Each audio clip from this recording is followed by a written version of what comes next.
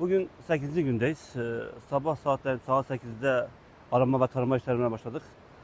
Daha önce ilk 6 kilometresini kaba arama yapmıştık.